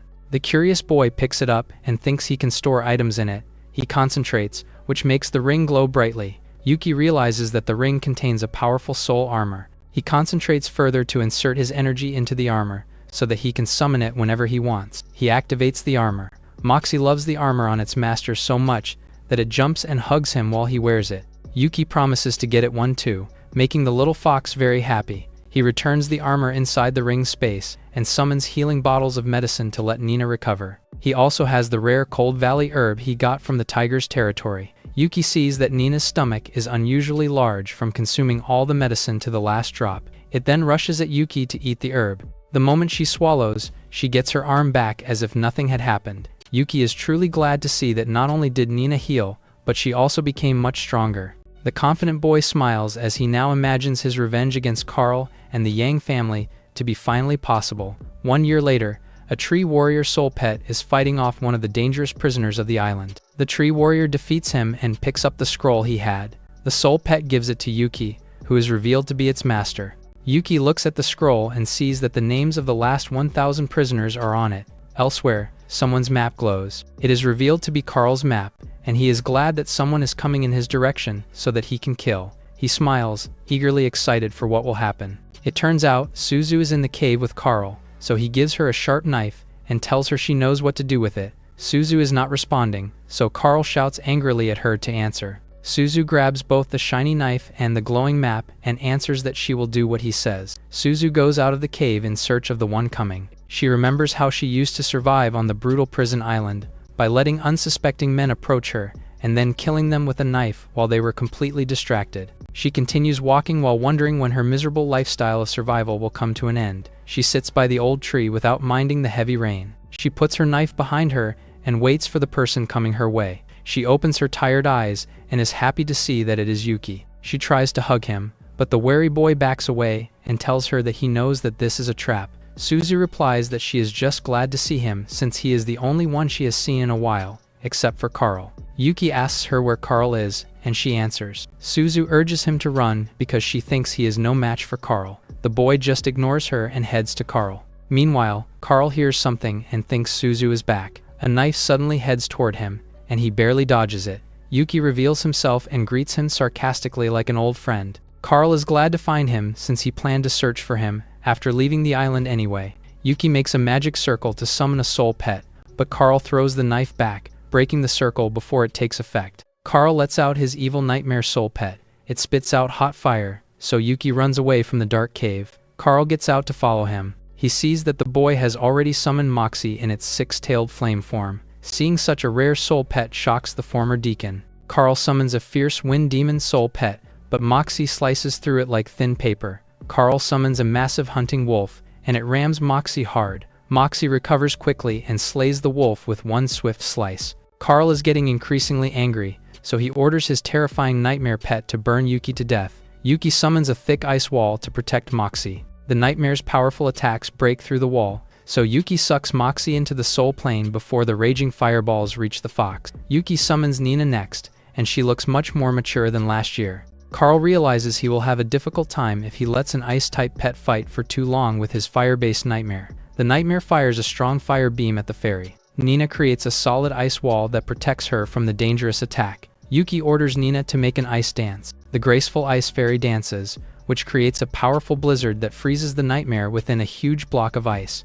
Karl gets extremely scared and runs towards the cave. He trips, leaving him open to being frozen as well. Yuki gets near Karl's frozen body and tells him that he is about to die. Later, Suzu sees Karl's frozen, shattered corpse and cries in relief that she is free of him. It then dawns on her that no one is going to protect her now, and she worries about what will happen to her. Meanwhile, Yuki is inside the cave, looking through the treasure Karl has collected. He is glad to see that the former deacon has a lightning and fire double attribute soul crystal. Suzu enters the cave and hugs Yuki while asking him to bring her along with him. The boy rejects her request and tells her that her life is not his responsibility. The girl begs him not to abandon her and evoke his sympathy. Yuki tells her angrily that someone like her is not fit to be Tina's friend. He warns her not to follow him or else he will kill her. The girl is left alone, sobbing in the cave. Meanwhile, Yuki wonders how Tina is doing. He smiles, confident that his friend is alright. 2 years later, on a different island, Shin is feeding bread to some pigeons. He wonders if Yuki is still alive. He summons his flying tiger soul pet and orders it to go to Prison Island and bring Yuki to him if he is still alive. The flying tiger heads to the sky. On the remote Prison Island, Zetsu and Harold of the Yang family are trekking through the dense woods and are trying to find Yuki. Zetsu rants about how all they wanted was to stay on the island for a single year and get the family treasure back, only for their stay to get incredibly complicated because Yuki keeps killing their family. Zetsu is all fired up as he swears that he will kill the young boy. They continue walking until they reach the forest that is filled with silk webbing. They deduce that a powerful and ancient soul pet is in the middle of a slow metamorphosis. Harold fears the forest now and asks that they leave immediately. Zetsu laughs at him. Seeing this as a rare opportunity to capture an ancient soul pet, he envisions that having one means being able to dominate Lugang City. They cross the silk forest. They are in awe as they see Wormy's giant cocoon. The fearful Harold asks again to leave. Zetsu, on the other hand, runs towards the cocoon, declaring that it's his. They are even more surprised to see that Yuki is already next to the massive cocoon. Zetsu warns Yuki that the cocoon is his. He summons his soul pets, a thunder fairy and a winged trioptic beast, and lets them attack the boy. Moxie appears to block their way. The thunder fairy summons lightning to hit the fox. The Yangs anticipate that Yuki and his pet are already dead under all the thick smoke. They celebrate, only for the smoke to clear and to reveal that Yuki is riding the deer-like soul pet, Thunder Dream Beast. The majestic deer fires a powerful energy beam toward the Yangs. Zetsu counters with a magic shield. Harold comments on how incredibly lucky Yuki is to obtain such a mighty soul pet. Zetsu screams at him to stop talking and summon his soul pet immediately. Harold summons another trioptic beast and a hungry hunting wolf. Instead of fighting, Yuki runs away swiftly with his soul pets, while daring the Yangs to catch them. Harold's pets follow Yuki's group. Suddenly, the Thunder Dream Beast stops. It stares at the beasts, hypnotizing both them and their confused master. Harold and his soul pets see a terrifying swarm of bugs heading their way, so they panic and run wildly. Zetsu tells Harold that there are no bugs, but they still run away. The furious Zetsu tells Yuki that he will not fall under any of his Thunder Dream's sneaky tricks. Yuki tells him that he can't win against him without Harold on his side. Zetsu only grows even angrier and summons a gigantic poisonous millipede. Despite the giant millipede coming, Yuki and his brave soul pets remain perfectly calm. Yuki orders the Thunder Dream to face the Thunder Fairy, while ordering Moxie to face the three-eyed trioptic beast. The millipede spits out deadly poison, so the deer and the fox fire their projectiles to counter it effectively. Moxie jumps toward the trioptic beast behind the massive insect. While the millipede is distracted by Moxie, the Thunder Dream electrocutes the enormous insect. The Thunder Fairy summons crackling lightning, while the trioptic beast summons a powerful tornado to attack Moxie. Despite their combined efforts, Moxie is able to evade everything they throw. Moxie runs toward the beast while creating a double of itself. This confuses the confused trioptic beast, which opens it up to being slashed by the quick fox. The attack puts the beast's body under raging fire. Yuki warns Zetsu again that all of the Yangs will die on the cursed island. Zetsu looks at his burning pet and sees that he is deadly serious. Meanwhile, the bright fire can be seen from above the trees, where an old man is riding a flying trioptic beast of his own. He is Kuro of the Yang family. Kuro also spots Harold and his pets in a different area. He goes to them and sees they are utterly terrified of something. He realizes that they were hit by a powerful mental attack. He touches Harold's head, forcing him to snap out of his trance immediately. Harold tells Kuro about how Yuki attacked him and Zetsu. Kuro kicks Harold hard and tells him to lead the way quickly. Kuro and Harold are riding their soul beasts in the air to get to the battle. They see Zetsu, riding a griffin soul pet, heading their way. Zetsu begs Kuro to help them kill Yuki quickly. Kuro leads the way toward Yuki. Yuki sees Kuro in the air and realizes he needs to avoid a dangerous monster like him. He orders his loyal deer pet to retreat immediately. Kuro summons two powerful tornadoes, which chase after Yuki and his Thunder Dream. Every tree around Yuki disappears. It is revealed that Yuki summoned the Tree Warrior, who shields him and the Thunder Dream from total destruction. Kuro is genuinely surprised the boy survived. He chases after him and his soul pets again relentlessly. The Tree Warrior stays behind to face Kuro as he approaches.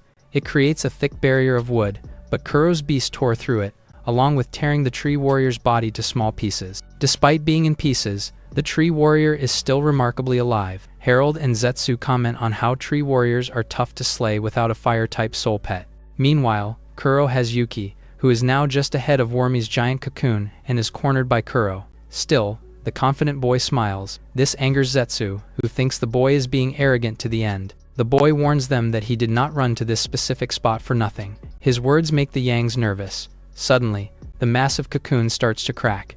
Out of its shell is Wormy, who now looks like a giant dragon. The Yangs run away from the terrifying monster. Wormy's massive movement sends winds so incredibly powerful it knocks the Yangs away from their flying soul pets, and they fall to the hard ground. Zetsu begs for Kuro to save him desperately. Meanwhile, Wormy's giant foot steps on Kuro's soul pet, killing it instantly.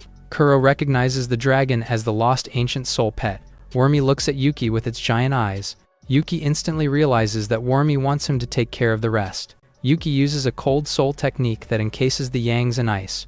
With a firm gripping of his hand, the Yangs shatter into a million tiny pieces. Yuki pets Wormy as if the dragon were still the same little worm the boy knew before. Suddenly, the weather changes to heavy rain. Yuki can tell that a powerful soul pet is coming. Wormy roars loudly towards the sky. He sees that there is a giant flying monster hiding just above the dark cloud. Wormy flies to it swiftly. Their clash creates an explosion of lightning. The angry tides grow, and the nearby volcanoes erupt. The very ground Yuki is standing on opens up. Yuki swears to Moxie that they will be as strong as Wormy and its mysterious opponent someday. Moxie agrees with a nod. The heavy rain stops, signaling to Yuki that the fierce battle has ended. The beaten Wormy falls from the sky, so Yuki runs to it quickly. The giant dragon's fall breaks the solid ground underneath it. The worried Yuki asks if it is okay. The majestic giant dragon magically gets smaller and smaller until it is only slightly bigger than a normal human. Wormy tells the boy to leave it since someone is after its life. The dragon gets up and spits out an egg that it gives to Yuki. The grateful boy realizes that Wormy wants him to sign a contract with the pet inside so that it can protect him once it gets stronger. The dragon nods in approval. It then senses something closing by in the sky. Wormy looks at Yuki one last time. Yuki swears that he will protect the egg no matter what. Wormy then flies to the gray sky and leaves him be. Meanwhile, people are riding winged red lions near the island. The leader of the group tells the others that the Empyrean hidden dragon has been spotted. The leader is known as Ting. He orders one of his men to head to Prison Island and find the egg the dragon most likely left behind. Ting remembers how their leader told him to find the powerful soul egg no matter what. Ting and his followers follow Wormy as it flies through the sky. Meanwhile, Yuki has already stored the valuable egg in his space ring. He returns to the Demon Tiger's territory, where the map shows where the Yang's final treasure is. He summons Moxie and orders it to dig.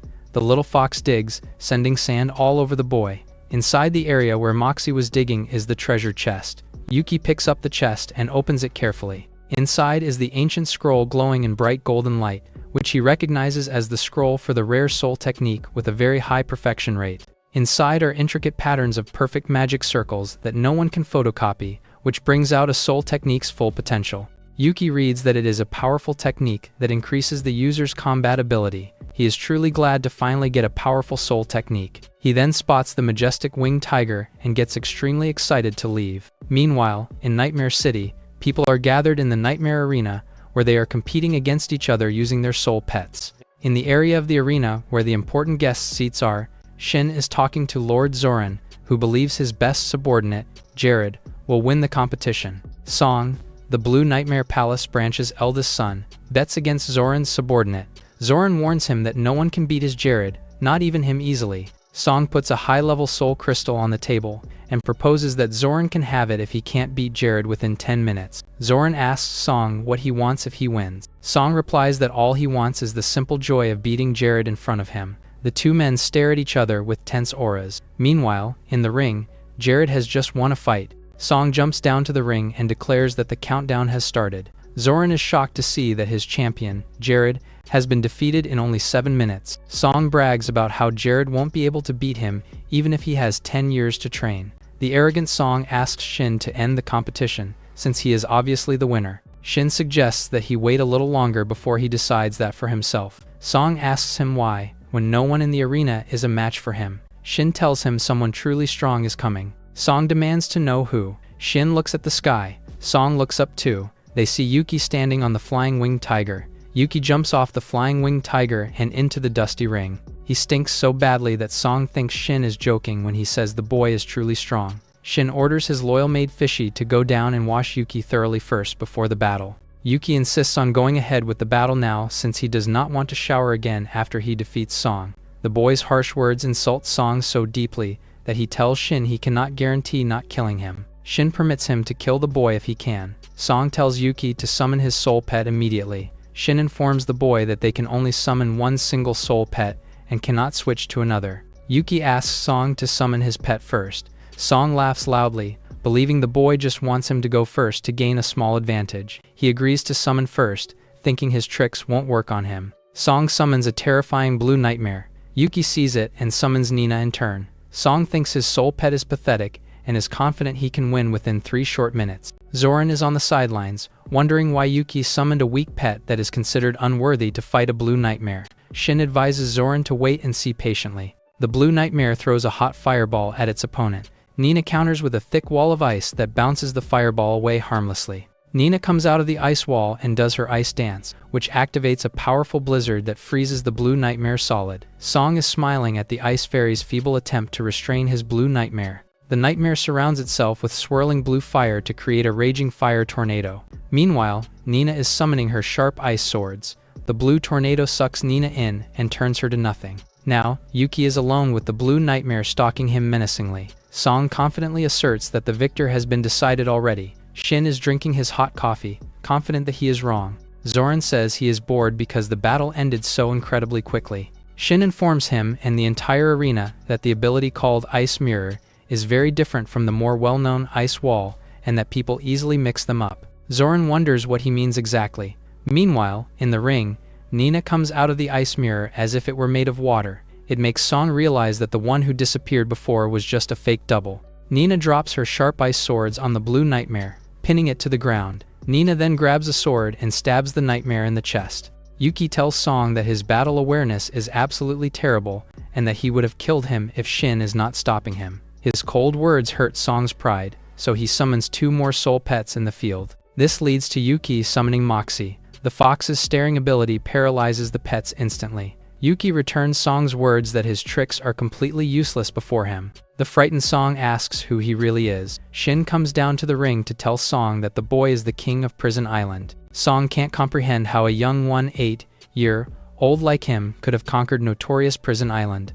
Yuki approaches Shin, demanding that he fulfill his promise from 3 years ago of giving him absolute freedom if he conquered Prison Island. Shin says he will fulfill this promise to return him to the Chu clan, but wants him to do something for him first. Yuki asks him what he wants. Shin declares he wants him to be Princess Joanna's personal squire, with the title of Nightmare Prince. Zoran is so utterly shocked that he spills his mug of coffee as he stands up from his chair. The Nightmare Prince is said to have the power equivalent to Nightmare City's master. Shin's servants in the ring kneel before Yuki as if he were their rightful superior. Shin tells Fishy to bring Yuki to the Nightmare Palace. Shin comments ominously about how he likes the boy's demon fox. Yuki stares at him, wary of what the man is planning. Just as Yuki is leaving, Song shouts at him to tell him he will get his revenge. Fishy tours Yuki through the Nightmare Palace and gives him all the details of where he can and cannot go. She shows him to his living quarters, where everything looks comfortable. Yuki cries as he remembers sleeping on the cold floor for years.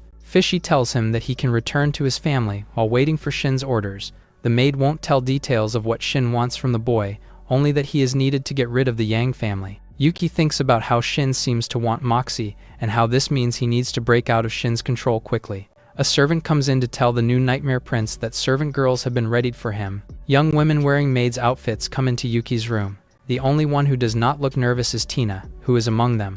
All 10 girls bow before Yuki. Yuki can tell that all of them are scared of him, making the boy feel like he is in a difficult situation. The manservant reports to Yuki that one of the girls came from the island he came from. Tina has not given her potential master a good look yet, and hates that the man mentioned that. Yuki tells the manservant he picks the girl who came from the same island as him, and also the blonde one at the center. Yuki goes to the next room while telling the 2 girls he picked to prepare a bath for him. Tina and the blonde girl, Quinn, are scared that their new master will do awful things to them. Yuki, in the other room, calls Quinn to him. The girl goes to him, all while crying. Quinn does not come out of the room for a long time, so Tina panics that something awful must be going on. She enters the room, determined to save her friend. She is surprised to see that Quinn is just cutting her new master's hair in front of the mirror and looks happy. Tina sees that her new master is Yuki. She cries as she hugs the boy tightly. Meanwhile, at the Blue Nightmare Palace, Song's father, Singer, the Blue Nightmare Lord, has just heard of Yuki from his son and hates the news that he is now the Nightmare Prince. Song asks that his father do something about Yuki. The father promises that he will get him his revenge, but that they should be careful since they cannot attack him out in the open. People outside the palace keep talking about Yuki and how more and more people want to challenge the boy to a soul pet duel. Meanwhile, Yuki has just fed soul cores to both Nina and Moxie to make them stronger. Tina and Quinn enter his quarters and give him the piles of challenge letters they received. Yuki asks who is the strongest among the challengers. Tina picks out the 5 strongest among those who sent challenge letters. Yuki tells her to arrange a duel where he faces all 5 of them at the same time. Tina does not question it, while Quinn is love-struck that her master is so strong. Meanwhile, Singer just heard from Song that Yuki will face 5 soul pet masters at once and is shocked. Both father and son think the boy is too arrogant. Song orders his servant, Trevor, to accompany him tomorrow to watch the duel. The mysterious and hooded Trevor answers his lord. The next day, at the arena, the Nightmare Palace lords are in their special seats and await the duel. Among them are the long-haired Luno and the Green Nightmare Palace Lord. Yuki sees Luno and asks who he is and why everyone seems to be showing him respect. Quinn tells him that he is a Nightmare Prince adjudicator who has authority over all Nightmare Princes and also the judge of the duel. Luno announces the duel to begin. Yuki and the 5 challengers gather in the ring. One of the 5, Gohan, tells Yuki he will be the one to defeat him and summons his blue Nightmare Evil Soul Pet. The nightmare throws serpent-shaped flames. Yuki summons Nina, who blocks the flames. Nina throws ice swords, but the nightmare evaporates them with flames. Nina throws more ice swords until one bypasses the flame and is about to get to the blue nightmare. The nightmare gets hit and disappears. Gohan suddenly feels cold and then gets encased in ice. The boy breaks into pieces before the other challengers. Bruno yells at Yuki for breaking the rules by killing his disciple. Luno corrects him, stating that he did not mean to kill the boy, only that he died as a result of the blue nightmare dying first. Yuki warns the other challengers that he might accidentally kill them, too, making them too scared to go on with the fight. All 4 challengers give up. Trevor steps up and asks Luno if he can join the fight. He steps into the ring and tells Yuki he will be his next opponent. The crowd cheers as they want to see Trevor fight. Tina reports to Yuki that Trevor is Blue Nightmare's strongest fighter and asks that he be careful. Song is at his seat, glad that Yuki is about to die. Princess Joanna arrives, leading the crowd to whisper about her appearance. All Nightmare Palace lords bow before her. Even Yuki and Trevor kneel to pay their respects. Song offers for her to sit beside him, but the princess ignores him and walks away. She, instead, sits at the very center. The princess tells Luno that she came to see her squire fight 5 people. Luno reports to her that the challengers already surrendered and that the boy will fight Trevor instead. He asks the princess who she thinks will win. Joanna answers that she trusts her squire will win no matter what. Yuki and Trevor stare each other down. Trevor summons 2 of his blue nightmares. They charge at Yuki. Yuki orders Nina to float and give the tree warrior ice armor. Nina goes to the sky, while the tree warrior digs foes underground. The blue nightmares follow Nina and are about to drop a flaming boulder on her. The tree warrior's vines sprout from the ground and bind the nightmares. They burn their vines and go free. The flames from the vines are about to travel underground, but Nina cuts the vines before they do. Trevor is getting annoyed, so he orders the nightmares to attack Yuki directly. The huge nightmares rush towards Yuki. The nightmares are about to punch Yuki, yet he stands calm. Yuki activates a soul technique, letting him jump high into the air before the nightmares can get to him. They punch the ground instead, and it breaks into a sinking pit that pulls them in. The tree warrior's vines pull them in deeper. Nina then lets a shower of ice swords fall at them. Luno is clapping from his seat.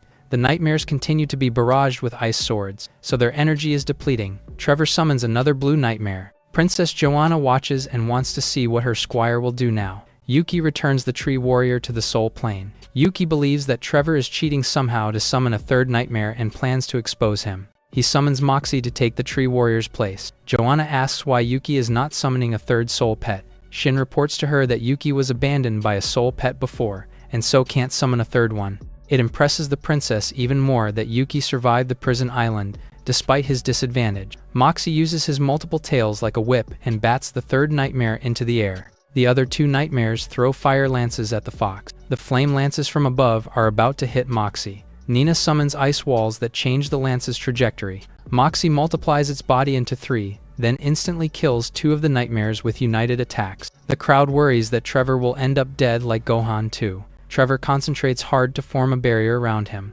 Luno comments that he is using soul remembrance protection to protect his spirit plane. Luno, however, knows that the man still suffers from the pain his nightmares endured. The pain exhausts Trevor so much that he goes to his knees. Nina makes an iceberg fall on Trevor. The nightmare sees it and throws a flame lance at the ice and breaks it. Moxie runs towards Trevor. It turns out one of the nightmares lying on the ground is still alive and grabs Moxie before it can go to their master. Meanwhile, Nina summons ice that immobilizes the other nightmare's movements.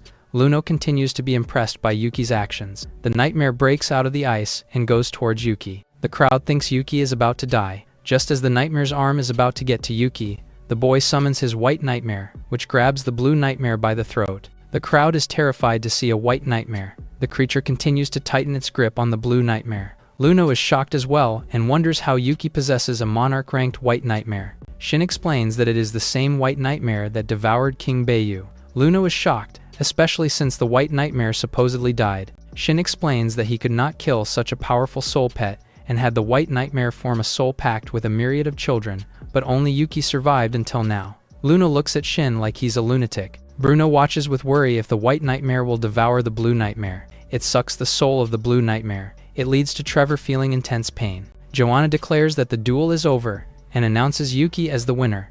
Everyone cheers. Luno claps for Yuki. Bruno quietly controls his anger. Meanwhile, the 4 challengers are just relieved they did not fight the boy. Joanna asks Yuki how he lost one of his soul pets. The boy answers that his pet defected. The princess praises the boy for surviving so much and becoming so strong despite his disadvantage. She shows him a gauntlet she says is the 6th level of soul armor as his reward. The crowd is shocked that the princess is willing to give away high-ranking armor that is worth millions. She hands it to Yuki, who is just as shocked as the crowd. Yuki bends the knee to her. At the Blue Nightmare Palace, Song keeps complaining to his father about how Yuki keeps getting away from punishment. Singer slaps his son in the face. He tells his son that he will let his subordinate, Nightmare Prince Lawson, and the Yang family take care of the matter. He smiles maniacally at the thought of the Yang family killing the boy.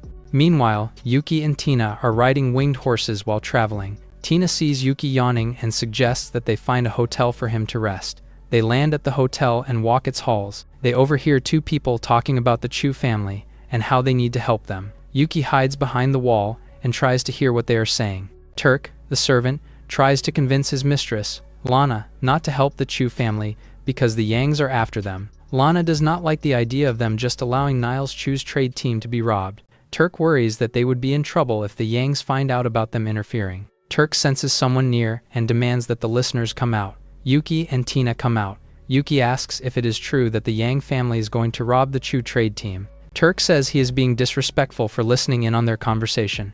Yuki sees Lana and remembers her as the little girl he used to play with. Yuki asks if she is Lana. Lana does not recall ever meeting Yuki. The boy knowing his mistress's name makes Turk suspicious and makes him want to interrogate them. Tina asks that they forgive Yuki since he just wants to help out the Chu family. Lana asks why they should believe them. Yuki reveals that he came from the Chu family and that he traveled to Luo City to help them. Lana and Turk stare at the boy with suspicion since they don't believe him. Turk warns Lana that Yuki might be a spy from the Yang family. Lana tells the man that while they can't help the Chu family, they can't stop others from helping them. Yuki does not want to delay and asks where the nearest Chu members are so he can alert them. Lana tells him that there are no Chu members in the vicinity. Yuki is shocked and worried since this means the family has truly fallen. Elsewhere, the next day, many guards protecting a caravan were slain by Genus Yang and his men. The guard leader tells Niles Chu that he cannot die here.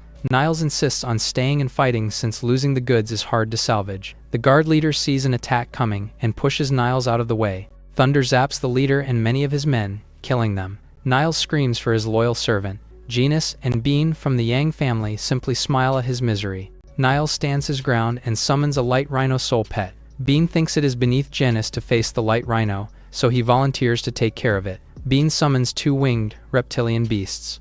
They fight the rhino until it is down. Niles closes his eyes and accepts his fate. Suddenly, the Thunder Dream Deer rams the trioptic beast away from Niles. Niles sees the graceful deer and is shocked that there is reinforcement. Yuki reveals himself. Niles cries as he recognizes him as his brother. Their reunion is cut short as the other trioptic beast is about to strike Yuki from behind. Yuki uses the soul technique of the Charm Evil spell on the beast. It makes the beast paralyzed in fear. The Thunder Dream Deer rams the beast while it is distracted, injuring it. Bean returns his soul pet to the soul plane to let it recover. Yuki helps Niles up.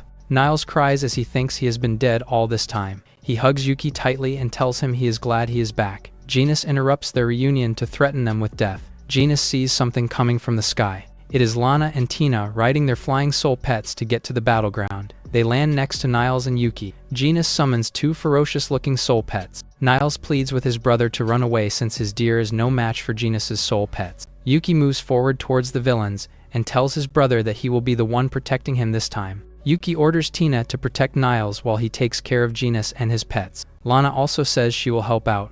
Yuki summons Nina.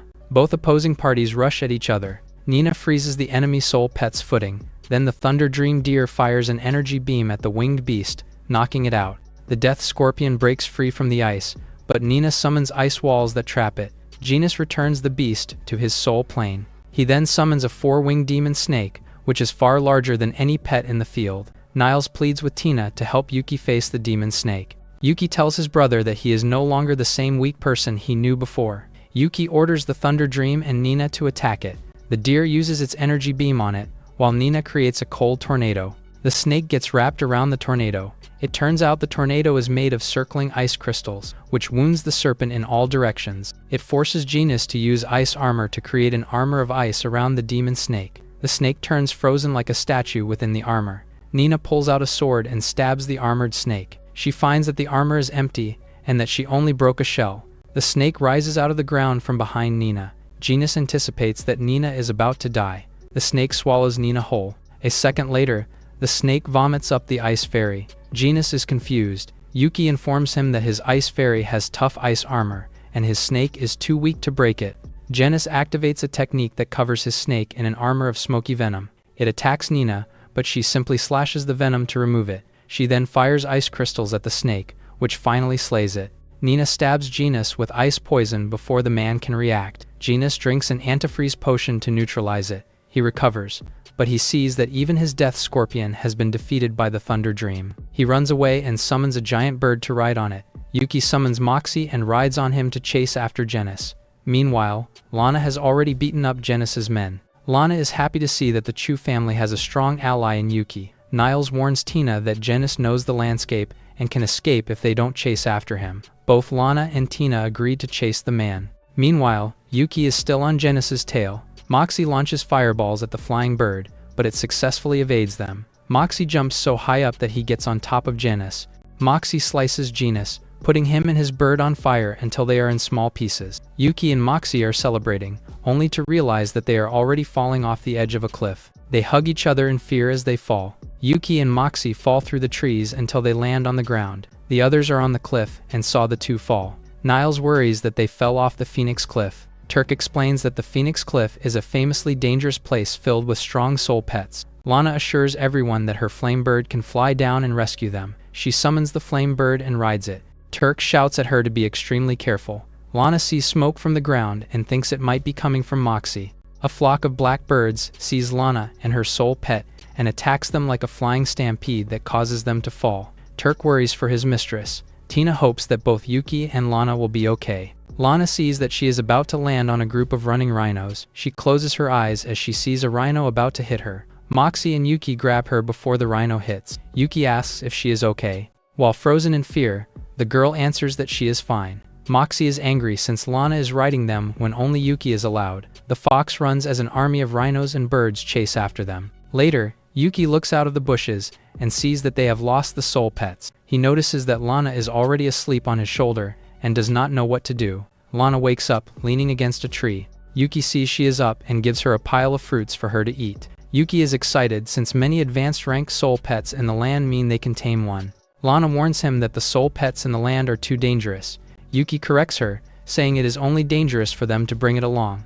Lana gets so angry that she grips the apple she's holding to pieces. They trek through the forest until they see a trail of pink petals on the ground. Yuki lets it fly in the air. He tells Lana that the winds suspiciously changed direction and thinks that a special soul item must be the cause. He orders Moxie to check around. Moxie leaves them and comes back. The fox is so quick to return that Lana thinks it found nothing. Moxie tells its master that it found something, proving the girl wrong. The fox leads them to a group of shell-armored feline soul pets that are by a lake. Lana remembers that the armored feline is the Chu family symbol and thinks they should tame one. Yuki answers that he only tames high-quality soul pets. He asks that they look for the special item somewhere in the lake instead. Lana looks harder and sees a sky demon orchid at the center of the lake, which she says can be sold expensively. She wants to grab it, but Yuki suggests she look again. Three-headed serpent-like abyss water demon come out of the water and are guarding the orchid. The three-headed demon guards the orchid closely. Yuki admits it's going to be tough to beat. Lana suggests they tame one of the sleeping armored felines instead.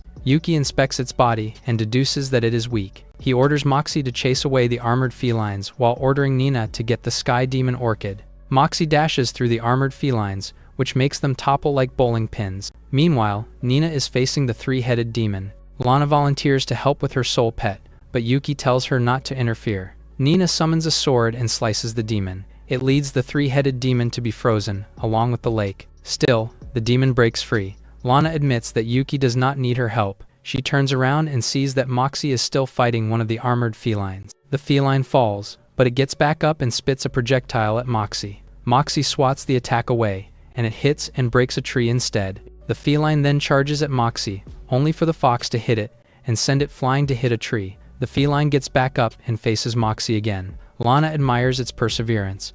Yuki smiles as he looks at the feline with interest.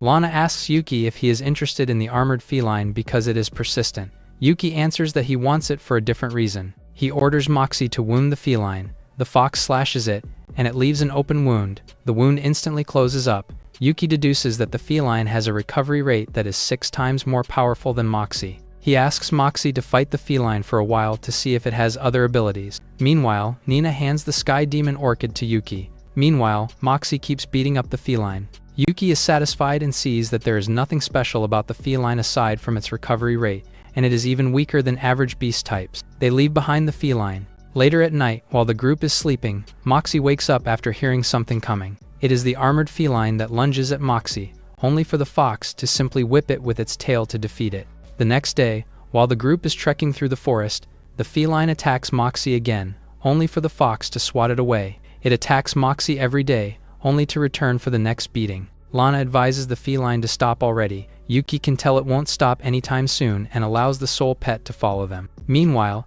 at the Luo City Yang family castle, Mando, the head of the Yangs, has just heard from a messenger that Genis and Bean have just been killed by a mysterious young man. The messenger said that he did not know who the young man was and was just glad to escape by faking his death. Mando's son, Nero, tells his father that it might be the person who has been interfering with the Yangs recently. Mando sends the messenger out to spy on the Chu family for the time being. Nero thinks that the attacker might be the new Nightmare Prince everyone has been talking about. He believes it is he who also killed all the Yangs at the prison island, and that he must have their treasure with him now. Mando smiles, confident they can kill the Nightmare Prince. Mando informs his son that they will send Lord Yang to take care of their enemy, giving Nero confidence that their problems will be solved soon. Mando asks his son how his third soul pet is recovering. Nero answers that it is almost fully recovered. Mando is frustrated with his son because he keeps signing contracts with random soul pets, like the armored feline from the Chu family.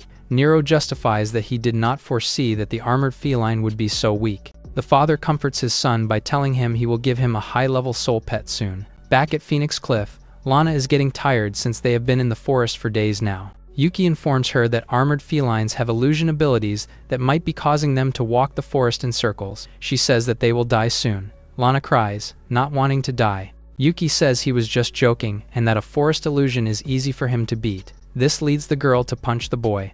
The boy gets back up and notices an armored feline has arrived with armor tougher than that of others of its kind. Yuki summons the tree warrior to capture it. The warrior binds the feline with its vines until it is caged in a ball made of vines. It breaks through the ball, but the smaller armored feline that has been following the group for days rams it. Yuki understands that it wants to solo the enemy feline. The bigger armored feline lunges at the other. The small feline launches a fire beam at the enemy. The enemy feline counters with a lightning energy beam. The beam is so powerful that it causes an explosion as it hits the smaller feline. The larger feline readies to attack the smaller one while it's down. Lana watches in horror as the bigger feline continues to strike at the smaller one. Yuki wonders what the bigger feline experienced that made it so cruel. At Luo City, the three heads of the Chu family meet up with Niles at the Chu family's Great Hall. Niles informs his grandfather, Morley, that Yuki is alive. Morley is shocked. Another head, Dory, asks Niles if he is sure. Niles informs them that Yuki rescued his caravan from the Yangs, but he fell into the descent of the Phoenix Cliff as a result.